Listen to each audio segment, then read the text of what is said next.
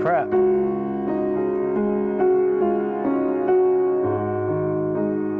Try again.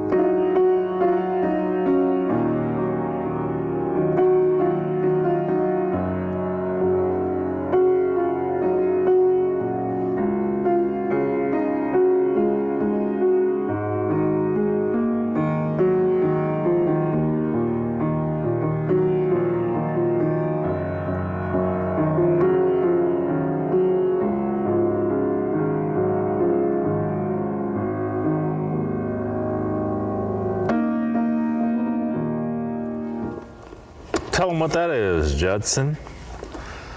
Stained. Outside by Stained. He sits up there like this and plays his guitar by himself. That's when everybody. I was in Biloxi, you know that? I didn't know that. You know what I'm talking about? Yeah. Mm-hmm. I mean, you're sitting up there like this Yeah. with old Fred Durst sitting next to him. Yeah, Family Values Tour. That was in Biloxi. That happened in Biloxi. I did not know that. Yeah, man, down there in Biloxi, Mississippi. Shout out to Fred Durst, too. Shout out to Fred Durst and Aaron Lewis, two I watched legends. I watched a Woodstock '99 documentary the other day. It's wild. Fred Durst, it was a problem. You were a problem, Fred. I like Fred Durst, man. He hyped him up. I'll hate on Fred Durst all you want to. He hyped him. I actually just saw a live video of them. He comes out in a cowboy hat and a buckle, walking around like this. Yeah. It was funny. Yeah. I mean, I support you, Fred. Do whatever you want to, man. Burn them all down. Burn all the whole. Hey, everybody. Welcome back to Great Measures. My name is Richard. This is Judson. Great Measures. Just so you know, when you do that, when we're talking and then you jump, say Great Measures, it's hard for me to cut it whenever we're doing the editing. Oh, is it? I either cut off a little bit of the Great Measures or what cut are off. you cutting? You have to. There's a film that goes in from one, because it goes from the black and white to the color. And it's just a second or two, but when hey everybody, welcome back to Great Measures. I'm Richard and I'm Gary. Like whenever you. I'm making Judson's life hard. No, it just came, and seeing as how we're being open and honest with each other, I thought I'd go ahead and drop that in there. Great Measures. We're gonna do one for the old heads. Right. I think you'll like this one. Okay, well, we'll see. I think you will. We'll see. I don't know, we'll see. Is it metalcore? No. So the band is called Metal Church. Okay. The song is called Metal Church. Okay. It's been a while. Is it thrash metal? No, not really. They Metal Church, huh? Mm-hmm. So it's such a good song. Yeah. Such a good song. Okay. We'll see. You'll probably hate it. We'll see. Let's do it. Metal Church.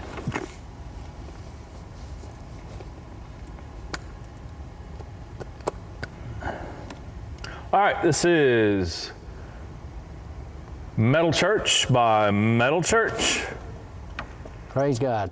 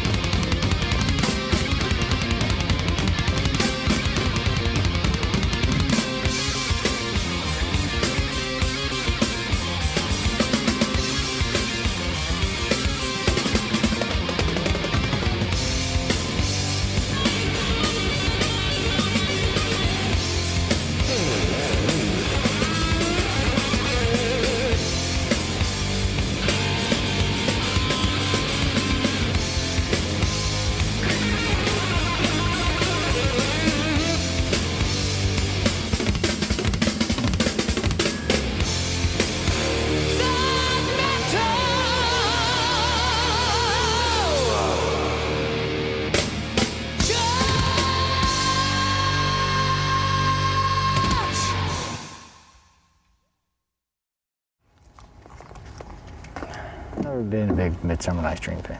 Well,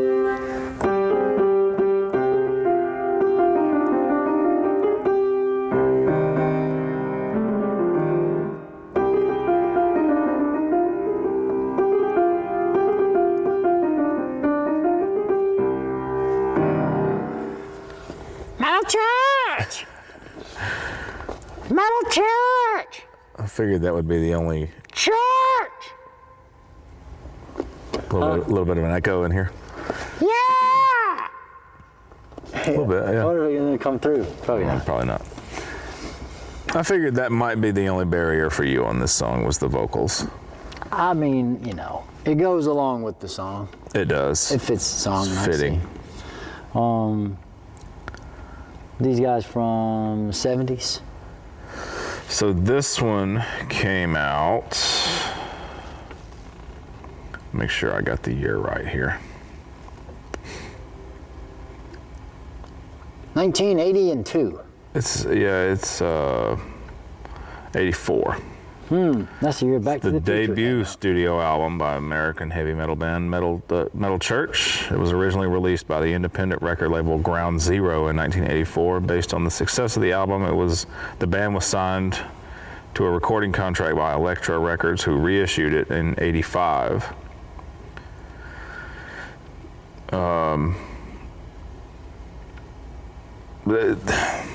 That riff, that verse riff.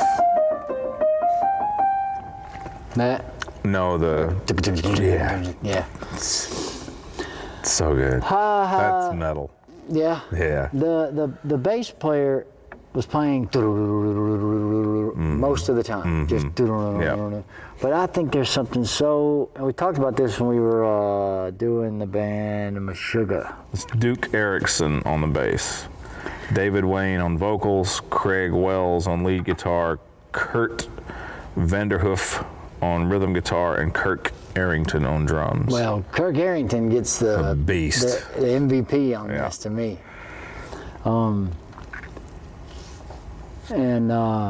You know, I guess they were trading guitar solos, or was Yeah, I think so. Yeah. I mean, it was going from one ear to the other. Yeah. One guitar solo than the other, and their guitar sounded a little different to me, but I could be mistaken. Pretty cool. I mean, they stuck with that for a while. And you have to give the drummer a break in there because he's just a bad dude. Mm-hmm. From the get-go, he's the guy driving the song. And you know, those guitars, you can play a chord, you can play a power chord on one of those guitars, and the sound just keeps. If you don't disturb it, it'll just keep going forever. Keeps carrying. Forever. Yeah. I like that. Yeah. You know, his voice didn't bother me. I mean,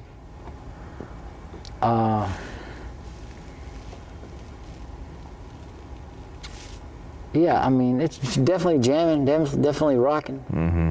What do you think this song is about? I equate it in a very broad way to what we're doing here. We're indoctrinating you in the metal church. You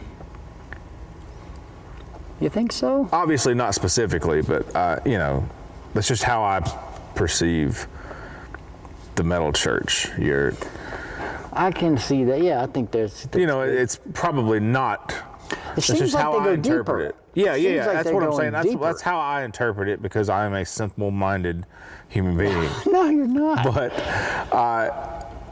I see it as baptizing somebody in the metal church. Yeah, but it talks about unholy and evil and lust and all Yeah, that. it's metal. Yeah, but metal's not all that way. I mean, like there's a, and it talks about it's an ancient. And I think it's in '84. Metal was so demonized. It was probably a little tongue-in-cheek playing into that as well.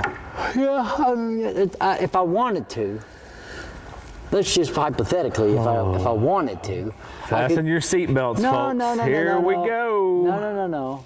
It's really about aliens. No, I'm joking. It seems like it's more. It's almost more about, or it could be more about worship it could be more about a warning of worshiping or putting things like lust and these other things as the God that you're worshiping in your life. Almost a warning against that we all have it inside of us. It was built long ago, this kind of thing, you know. It's interesting that I heard somebody talking the other day about how we have personal demons, so to speak, that where are they let's see, are they separate from us, or do we create them ourselves? And you'd almost have to say, from a Jungian standpoint, that every demon that you have, or thing that you struggle with, whatever that is, darkness that you struggle with, is sort of another side of you, but has its own name that is universal, like greed, lust, gluttony, right? Things like this. So they have their own personification, and that we all fall, you know, it would be hard to come up with a new one. So I want, at some point, it's sort of, you know, yes, there's inside a church where it's inside you, and it says it's sort of a warning against that kind of thing, but then it mentions the characteristics of the things that are in that church, and they're worshiping it. And that's kind of when I first, my first take on it was that, and I've also, yeah, buck up if you want. So then there's the ancient practice or idea of alchemy, changing base metals into gold. There's also really referring to possibly consciousness and your base, the base human intentions, you know, of these things, you know, lust and all that, you know, earthly base human, you know, human baseness, I guess you could say, in trying to alchemize that baseness, that metal, into gold, which is a higher consciousness, which is above these things, or outside of these things, or however you want to say these things, not these things, you know, and changing your, and it mentions something in there about being of the earth, mentions earth and stuff in the lyrics. So almost as if the metal church has to do with a base metal, like a crude and only materialistic way of thinking about yourself and existence, and the gathering of those particular things for your worship, or your worship being just the thing that you think about every day, or that you live for, you know what I mean, that you glorify, so to speak, in your life. That to beware of those things, because they ultimately lead to some type of spiritual demise, as they say. That's just what I got from it from the beginning. But I think the name of the band points to what you're talking about. Okay. You know, a place to come and do metal together. Okay. Listen to metal together. To be a part of the congregation. Yeah. Yeah. But it seems like that song, and I could be totally wrong. These guys, if they're still alive and if they see this all, so all the lyrics were written by Kurt Vanderhoof, except for a couple of the songs on the album. But he's still around, so we could ask him. Yeah, I mean, Kurt, holla. I mean, it's just, maybe I'm totally wrong, but there's just some of the elements that they mention in there with the identification of particular spirits of indulgences, then some of the earthly, I don't know, it just, so it's inside of everybody, and it's ancient, and you know, that's just what it made me think of first. Yeah. Tell them like a warning, it'll kill you, it was saying, and who's going to be sacrificed, you know, Yeah. or who's going to be the one that is sacrificed for this? Well, it's you. You're going to be the one. Every time. So, I could be totally wrong. No, that's cool. Or it could be about aliens. Could be. Or your mom. Yeah, it could be about my mom. Is your mom an alien? She could be. She's so many things. Thanks for watching, everybody. Is that what we done? We are Great Measures. My name Two technical is... fouls. You are out of here. You're gone in the 7th inning. Okay, I see how it is. Great Measures. Thanks for showing me this one. Metal Church and everything. My name is Richard. This is Judson. That was Metal Church by Metal Church. Great Measures. Have a wonderful day, everybody.